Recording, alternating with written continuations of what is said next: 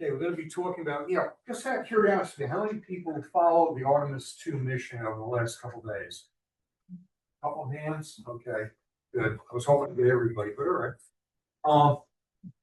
Artemis 2 is from the second, of course, of a number of vehicles we hope over the next maybe 15 to 20 years, which are going to return us back to the moon to explore it properly rather than just a few hours on various spots here and there. Maybe even set up the equivalent of a station or even a colony sometime.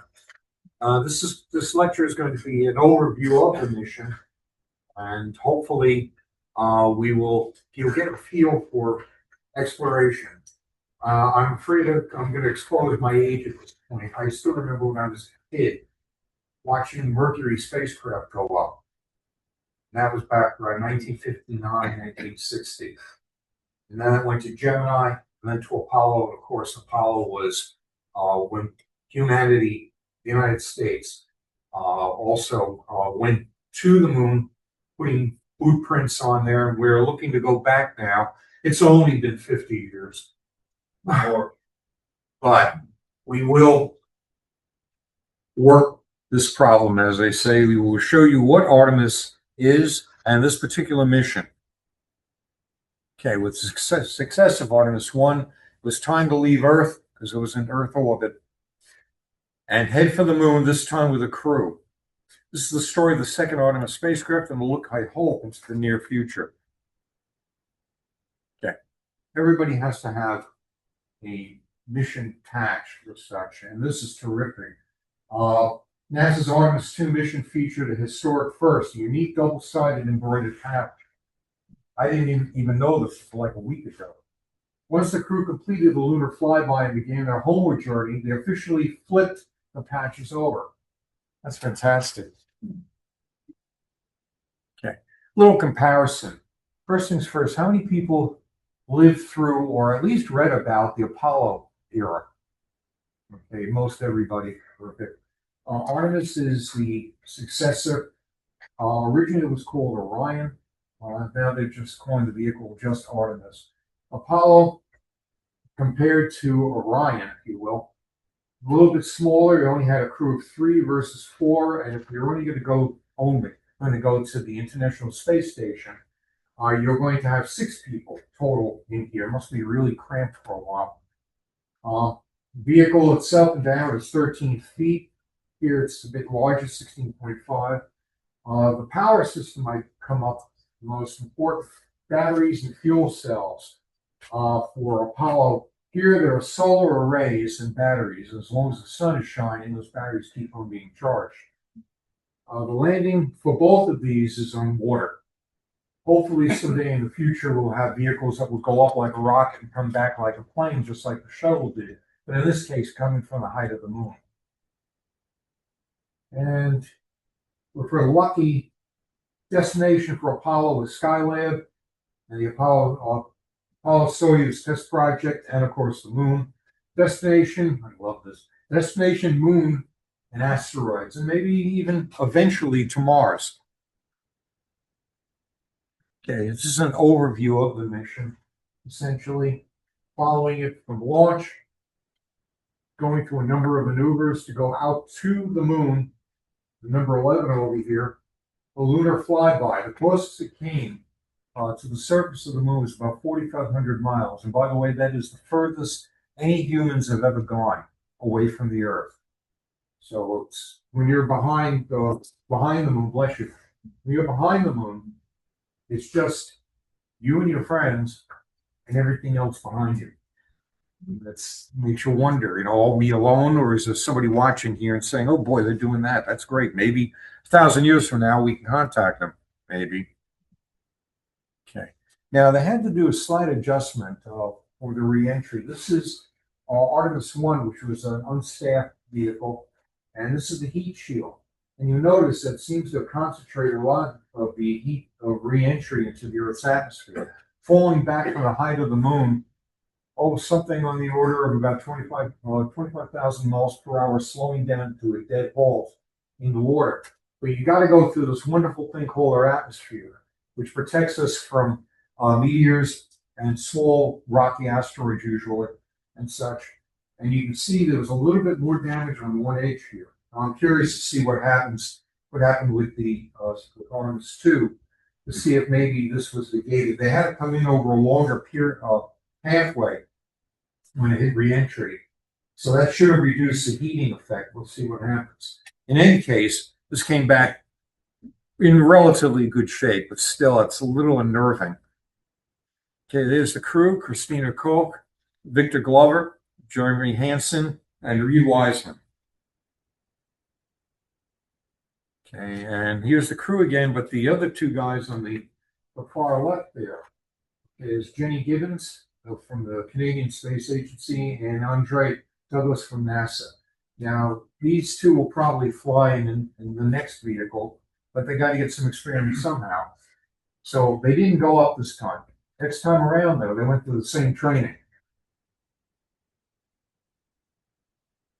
Okay. This is the spacecraft. Not only does it show the crew compartment up here, but of course the support systems down here and the solar panels, which extended out and charged up batteries, very similar to unmanned crew craft. But in this case, it's quite vital, and they work fine. Okay. Now, to get there, you got to use, we don't have warp drive yet, sorry, not even impulse, for heavens. But we have the spacecraft, the core of the vehicle, just 4 engines here. The first spacecraft booster that exceeded the Saturn V, which was 7.5 million pounds of thrust. This has a little over 8 million. Larger vehicle, too. So, okay, so this is the effect of the launch. Just an overview of what was happening, what was done, and basically, very much like a shuttle, use solid fuel boosters to literally throw the vehicle up into the air and beyond. Then the liquid fuel vehicle engines would kick in. The core stage was then separated. The vehicle itself separated out and fired its engines to head off to the moon. Okay, and of course, liftoff. Oh, I have never experienced, this may surprise some members of AI because I'm a big enthusiast for space exploration, particularly if it's true, too. I have never live seen a vehicle from NASA go up or any other space program, usually just on TV. But there is one similarity between this and the Apollo era rocket Saturn V's. People who have witnessed this and its predecessor say it's the same way that the Apollo Saturn V's felt. It's like that someone's playing a drum on your chest. That's how much power is coming out of you. Okay. And to get through the Earth's atmosphere, you don't want to hit any particles and such that might perhaps damage the vehicle itself. They had a covering. They jettisoned that fairing.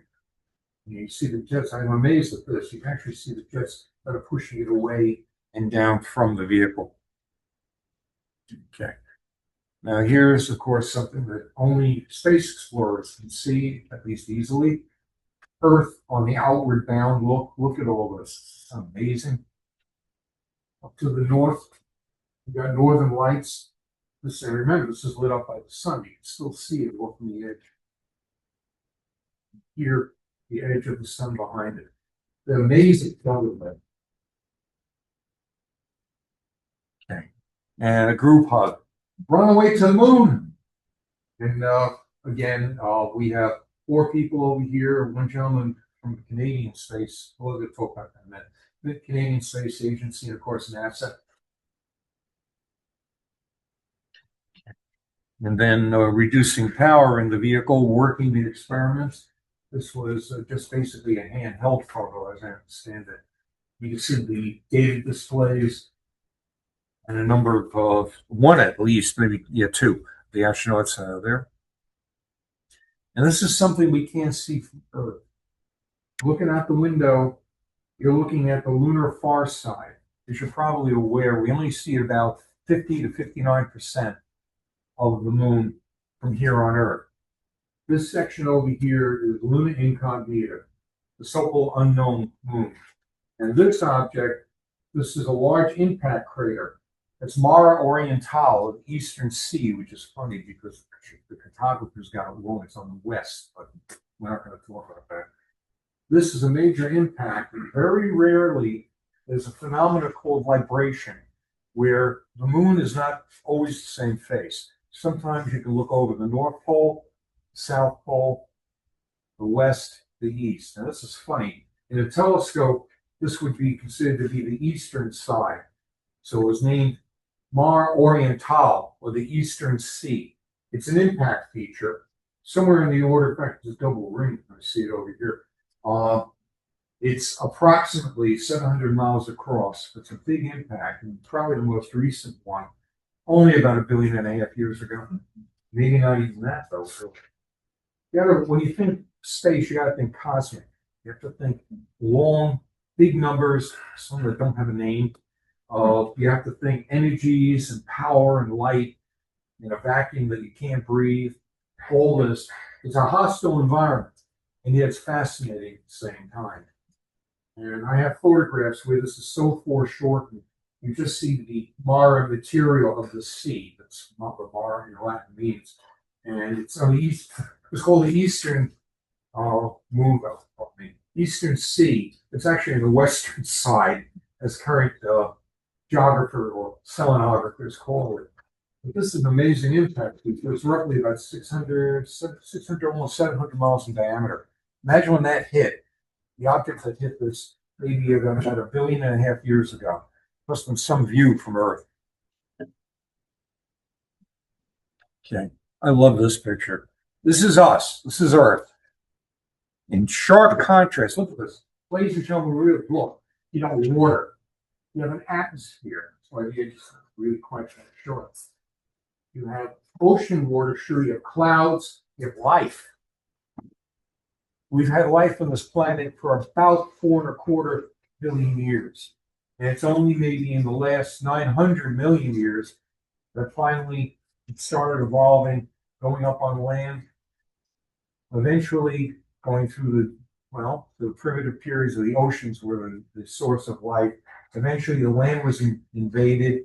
Some fish learned how to breathe out of water. They changed enough so they could do it.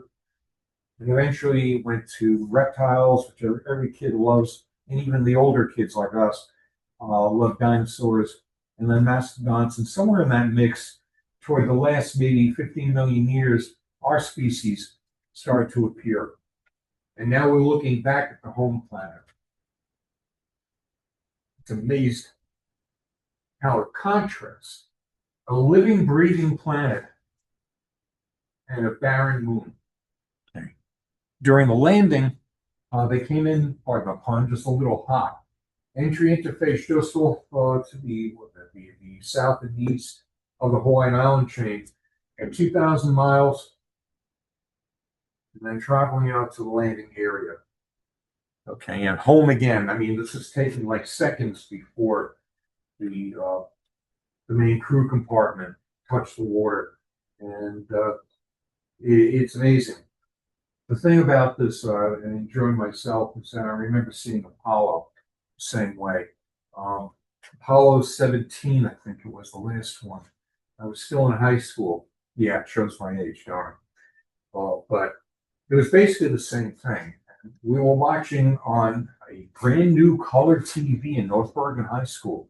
I think it was the first one they ever had. I don't know. But they put it into the cafeteria. And we saw this, and it's almost the same effect over here. And I turned to one of the guys with me, and I said, "Hey, they're home." And he says, "What do you mean? They haven't even hit the water yet." Yeah, but they could open that hatch, and they don't have to worry about dying in vacuum or the heat or cold of space. They're home. They're back on the home planet. Quieted everybody down in the place. When it hit the water, just like over here, they had a huge roar of applause. It only took us 50 years to get back to the moon. And of course, everybody's got to pose with the astronauts. That's okay. You know, they gave the president the okay to do this, but I think it's just fantastic.